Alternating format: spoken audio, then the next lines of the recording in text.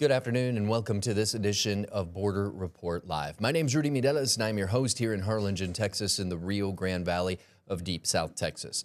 A little later in the program, our San Diego correspondent Salvador Rivera is going to be joining us to talk about a few different topics, including the Environmental Protection Agency's administrator's visit to San Diego to check on the work being done to stop the flow of pollution into the Tijuana River Valley. But first, as always, let's go ahead and start today's program by taking a look at what's trending across the border.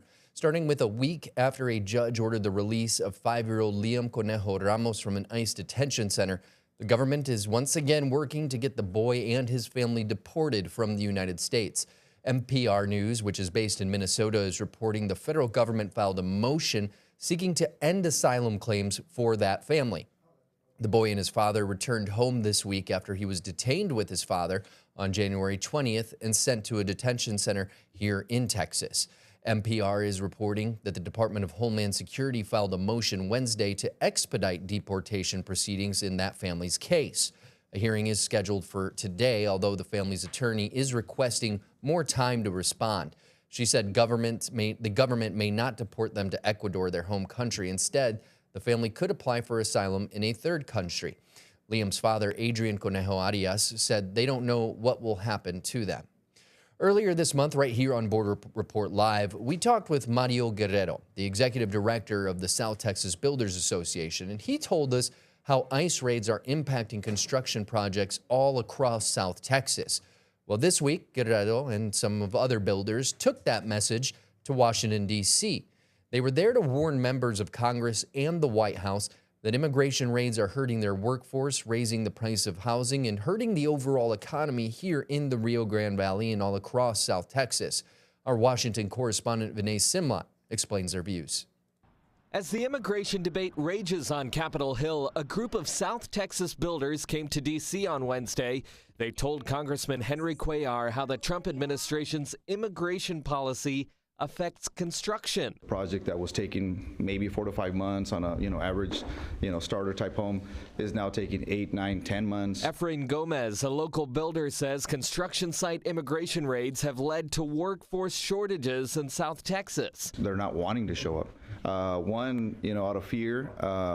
Two is they're no longer there available. So the group of builders took their advocacy from the halls of Congress to ICE and the White House. We need an immediate stop on the enforcement on construction sites. That debate over worksite raids comes as Congress considers a funding bill with more restrictions on immigration enforcement. We don't need roving patrols out there. We need targeted enforcement. Cuellar is the top Democrat on the appropriations panel for Homeland Security. He says enforcement should focus on criminals.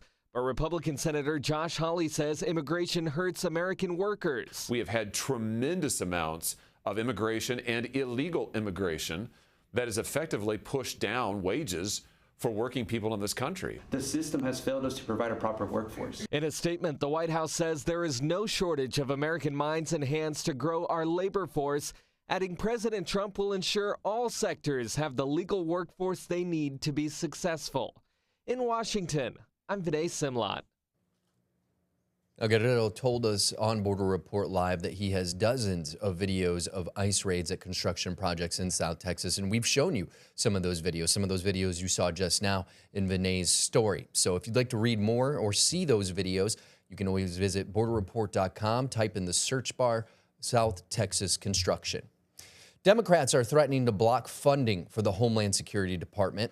That funding expires in 2 weeks, and lawmakers say unless there are dramatic changes for U.S. immigration and customs enforcement being carried as part of the Trump administration immigration crackdown, that there will be no money for them.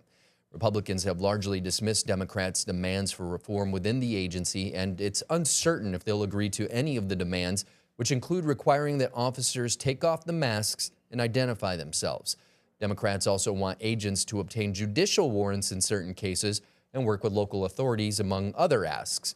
Earlier this month, Mexico banned the sale of vape pens nationwide. And to talk more about the rules and the impact it's having on both sides of the border, we wanted to bring in now our San Diego correspondent, Salvador Rivera. Hey, Sal. We're talking about the banning of vape pens across the border nationwide in Mexico. Tell us a little bit about the rules specifically and what they entail. Okay, this the vaping products became illegal in Mexico as of January 17. Now, this dates back to Andrés Manuel López Obrador, Mexico's president, had said we need to get rid of vaping products because it's leading to other addictions, and we need to curtail this, what's going on. So he said, why don't we outlaw vaping products? And it became official under President Sheinbaum, who is now in office. Now, they're saying this is also a way to protect the youth from taking up vaping and eventually other habits that involve tobacco and alcohol. But a local vendor, somebody who has a shop here in Chula Vista, which is about 3 miles north of the border. His name is Tony, and he was telling us that the real reason behind this is that vaping has sort of become the popular thing to do for a lot of people, especially young people. It's become their vice, their habit, and they're not drinking, they're not smoking as much as they once did. So he's saying the real reason behind this is that the big tobacco companies in Mexico, alcohol producers, the tequila industry in Mexico went to the government and said, hey, please help us out, stop vaping. And this is their hope, according to Tony, to get people back to do more smoking and more drinking as opposed to doing vaping, which is now becoming, again, more popular. Now, we know how easy it is for folks to come and cross over the border to do shopping here in the United States and vice versa. We see, winter Texans love living here in South Texas because it's cheaper meds right across the border for them. How is this impacting vape sales on this side of the border? Well, according to Tony, he believes that they will see a bump, not a huge bump, but they will see increased sales as we go into the coming years, as long as this law stays in Mexico. But he is saying that as it is now, the people who work in the U.S. but live in Mexico already get their products from them anyway. So they will basically take it and then take the risk of getting caught at the border.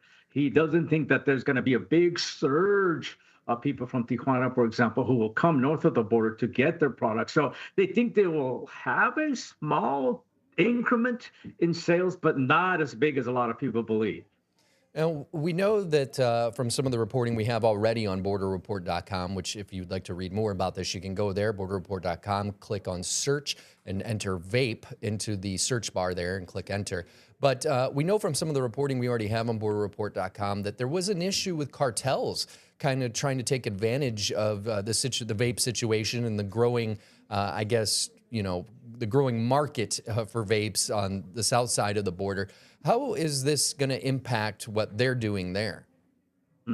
A lot of critics were saying, well, cartels are simply going to slide in and take over all these products in this black market. Keep in mind that according to statistics from Mexico, the vaping industry in Mexico generates $1.5 billion a year. So there's a lot of money to be made from vaping and vaping products. So critics were saying, oh, cartels are simply going to take over. You're simply giving them another venue to continue to issue all this illegal stuff and make Mexico a worse place to live. But Tony was saying that the cartels already control most, if not all, of the vaping stores in Mexico. So he says that by making something illegal, does it ever keep the cartels from doing anything? So he says this is going to be the status quo. The cartels are going to keep doing it, perhaps under the table, but these sales are going to keep going. If you really want to get vaping products in Mexico, he says people will be able to get those. It's really interesting because a couple months ago, you and I were talking about how they were banning some of the products, like let's say Coke products, things with high sugar content in Mexico, to try to get the healthy lifestyle more in step with the culture down there. They were catching some heat, it seems, from some of the big names in the industry, Coca-Cola, other names. So it's kind of like they're going against the grain here, or not against the grain, but against that by saying, pushing people back more into cigarettes and alcohol again, as kind of a contradictory message there a little bit. And from what we reported initially, vaping products were going to have a big boost in tax imposed on those products. And then all of a sudden, I guess they decided we're just going to get rid of all of them altogether. Another interesting thing that Tony was telling us, it's not just the booze and cigarette consumption in Mexico. Mm-hmm. He was saying that people are actually smoking less pot, marijuana. And he was saying that the cartels are saying, well, if you get rid of the vaping, this will drive people back to smoking more weed. But who controls the marijuana industry in Mexico? The cartels. So they will benefit from this as well. Yeah, and it's also, you know, it's funny because we always kind of start talking and then find these little different facets of the diamond of news, if you will. But it's just kind of another avenue again for cartels to make up money where they have been losing in the human trafficking, you know, ledgers. So it just seems like they're continually finding new methods of revenue to keep their operations growing. Yes, and we hear about this, and we hear that perhaps, and this is from people who say, yeah, well, Mexico's taking the vaping away because they know that eventually the cartels will take over. Mm-hmm. So this is sort of their way, Mexico making it up to the cartels, because Mexico is now making it extremely difficult to get people over the border into the U.S. So by taking the human trafficking away from the cartels, they're making it up to them by saying, okay, we'll give you the vaping. So keep you happy, keep you in business, keep you making money. But I guess what is the end game here in Mexico? All right. Well, thank you so much for your reporting on this. Sal, though, please stick around because when we return, we're going to continue the conversation with Salvador Rivera about the EPA chief's visit to see how the work to protect the Tijuana River Valley from pollution is coming along. Border Report Live is back in 2 minutes.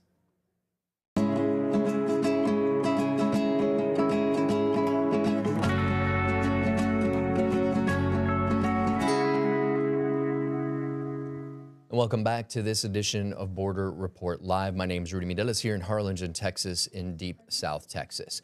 So this week, EPA Administrator Lee Zeldin was in San Diego to check on the progress being made to stop pollution from flowing in the Tijuana River Valley. That pollution has been a major problem that we've talked about right here on Border Report Live and, of course, borderreport.com. And our San Diego correspondent, Salvador Rivera, has been the one doing that reporting here on Border Report Live for quite some time now. So let's bring him back in to tell us about the visit. Salvador?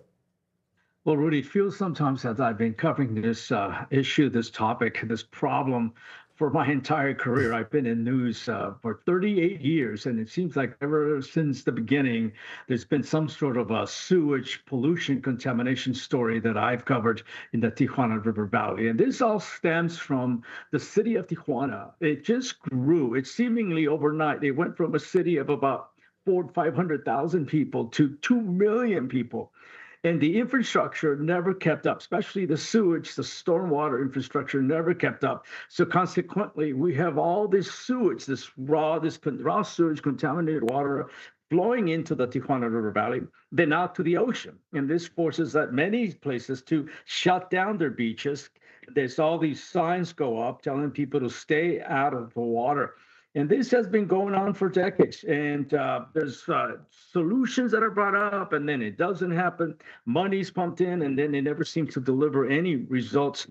Now, Lee Zeldin, the administrator for the Environmental Protection Agency, came to the area back in the spring, and he toured the Tijuana River Valley. He met with politicians, local leaders, and they talked about what needed to get done. So he went back to Washington and actually did get a lot of funding for projects, and then just said, I'll be back. I'll stay on this. And then this week, he came back to San Diego, again, met with local leaders, both Republicans and Democrats, to talk about the progress that is being made, especially on the Mexico side.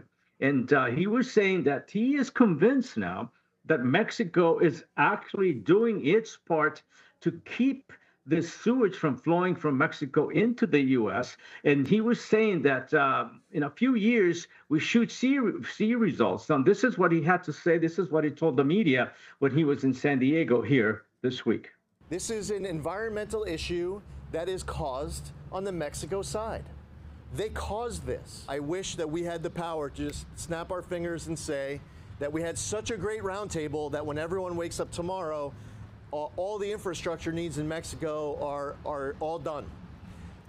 Unfortunately, that's not exactly how it works in reality, but the good news is Mexico has made the commitment to everything that these local leaders have identified as needs to include. Progress has already started, and we will stay on top of Mexico to make sure that they all get done. I believe that Mexico is going to continue to meet these targets that they committed to. And if they don't, I think Mexico has realized that there's all sorts of other negotiations that are going on where there will be consequences. Now, Zeldin is saying progress is being made. He predicts that these projects that Mexico has undertaken, it will be done in 2027 into 2028. He also says that a lot more money is being committed to projects on both sides of the border to mitigate this problem that has been going on for many decades. One of the things that was interesting about what we just heard the administrator say was the fact that Mexico kind of knows there's been a lot of negotiating. We've got the USMCA revisit coming up in a couple months. Has there been any discussion of, kind of under the radar? We're always talking about water, right? And water that they owe us here in the United States. But has there been any underlying discussions about this that you've heard of yet?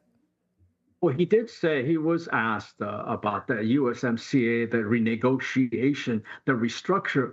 He was asked if the money will continue to be in this pact for environmental issues. And he said, yes, definitely money will remain in there to help take care of projects, of problems that arise, such as the Tijuana River Valley.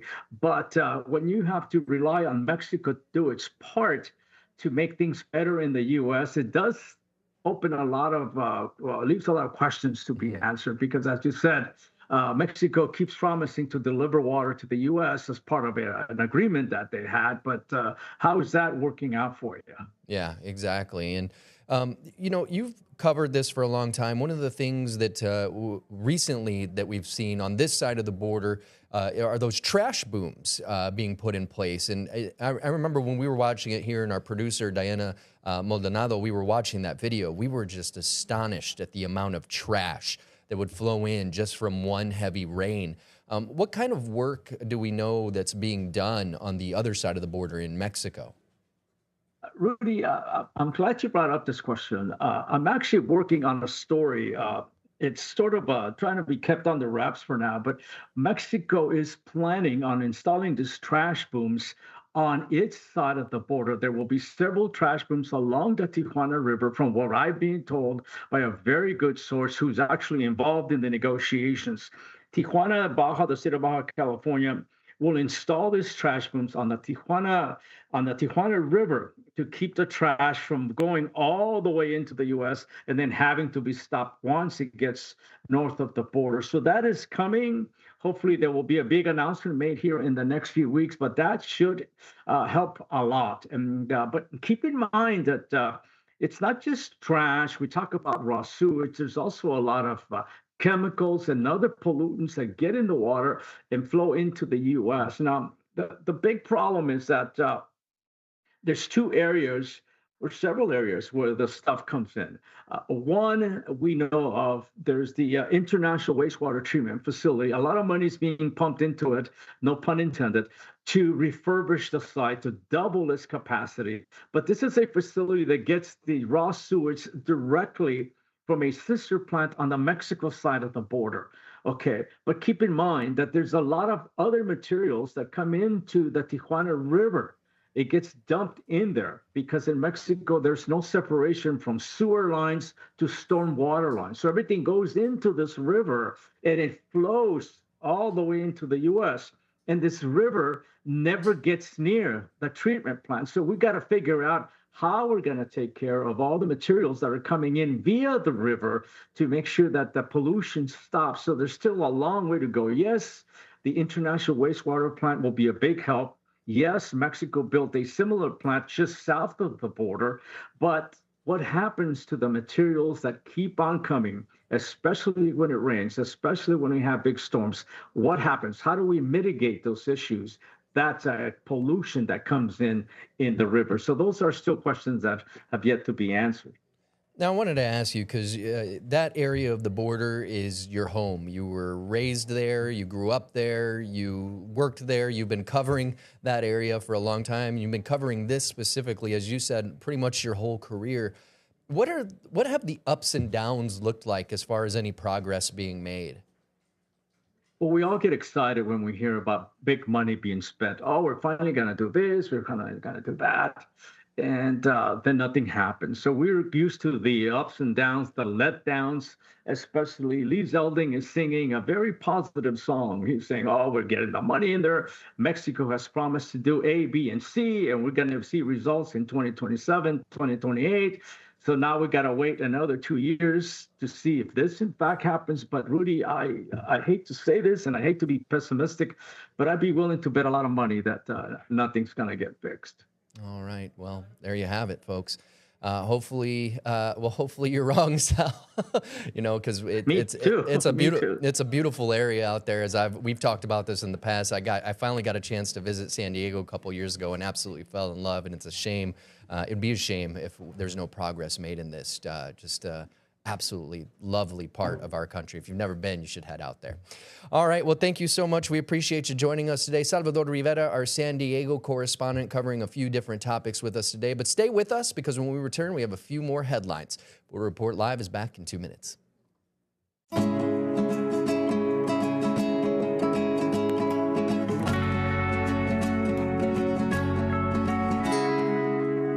Welcome back to this edition of Border Report Live. The start of the Winter Olympics began with an ICE protest in Milan. Students there marched to protest the presence of ICE agents during the Olympics being held there in Milan, Italy. They chanted anti-ICE slogans and carried signs with a similar message. Last week, news that a unit of U.S. Immigration and Customs Enforcement would be present during the Winter Games sent off concerns and protests across the entire country of Italy. Italians expressed outrage at the inclusion of an agency that has dominated headlines for leading the Trump administration's immigration crackdown. Homeland Security Investigations frequently sends its officers to overseas events like the Olympics to help with security. Italy's Interior Minister Matteo Piantedosi told Parliament this week that ICE agents would only have an advisory role and would not operate on Italian territory. Other rallies are expected to take place before the opening ceremony, including 2 targeting ICE's deployments during the Games. There is concern that historic South Texas Chapel could be behind a new border wall. Father Roy Snipes runs a 100-year-old chapel. It's called La Lomita Chapel here in Mission, Texas. He was shocked to learn that the historic chapel could be behind new border barrier. This is because $46.5 billion that Congress approved in 2025 through the One Big Beautiful Bill for new border wall and technology apparently did not have any exemptions for La Lomita. Exemptions that Congress had put in for years for this chapel, as well as several other locations in the Rio Grande Valley of South Texas. This includes a National Wildlife Refuge, historic cemeteries, and the nearby National Butterfly Center. The wall, besides separating us from the town, it would break our hearts.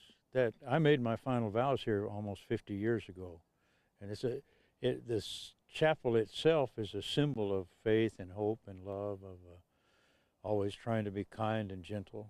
And now we have to face the hysteria that won't be kind and gentle, be cruel and arrogant. We're asking God to help us with that. Environmental lawyers say Congress can put language into the fiscal year 2026 DHS appropriations spending bill that would exempt these properties from border wall being built with 2025 monies. But they have to do it in the next 10 days as they negotiate that controversial spending bill. Before we leave for the day, wanted to remind you to check out our partners at Political Power Ranker. Political Power Ranker is our weekly show tracking the movers, shakers, and rule makers in American politics. Nextstar's Director of Political Content, Chris Berg, and Director of Emerson College Polling, Spencer Kimball, break down who's up and who's down in the world of politics based on data. This week, they got some fresh polling out of Kentucky, so you're not going to want to miss it. Make sure to check it out. You can find more on Political Power Ranker at abc27.com or your local Nexstar station's website.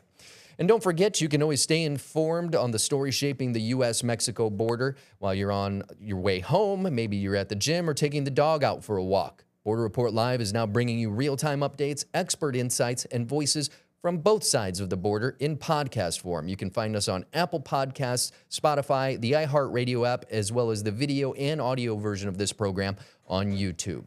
That is going to do it for us today. Remember, you can read more about the stories we talked about here in this edition, any edition, always on borderreport.com, 24 hours a day, 7 days a week. For Salvador Rivera in San Diego, my name's Rudy Mireles here in Harlingen, Texas. We'll see you next time.